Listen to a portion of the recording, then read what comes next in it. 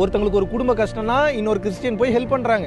இஸ்லாம் மதத்துல இன்னொருத்தங்களுக்கு ஒரு பிரச்சனை அப்படின்னா எல்லாரும் கூடி நின்று சப்போர்ட்டுக்கு வந்து நிக்கிறாங்க. நம்ம இந்து மதத்துல மட்டும் ஏன் இவ்வளவு பிரிவினைகள்?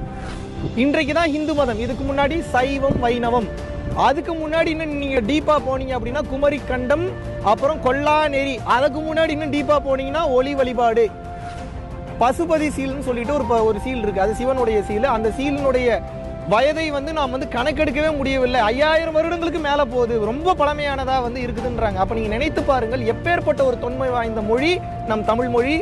நமது ஒற்றுமை மட்டும்தான் நம்மை பாதுகாக்கும். தயவு செய்து இந்து மக்கள் அனைவரும் ஒன்றாக இணைய வேண்டிய தருணம் இது.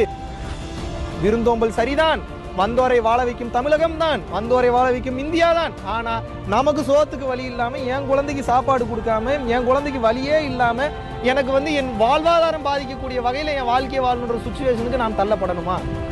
கிறிஸ்டினையும் நான் நேசிக்கிறேன், இஸ்லாம் பர்சனையும் நேசிக்கிறேன், ஹிந்துவையும் நேசிக்கிறேன், 84 லட்சம் உயிரினங்களையும் நேசிக்கிறேன். ஆனால் எனக்குண்டான வாழ்வாதாரம் பாதிக்கப்படும் போது, எனக்குண்டான உரிமைகள் பறிக்கப்படும் போது, அந்த நேரத்தில் அமைதியாக இருப்பதே மாபெரும் அதர்ம செயல்தான்.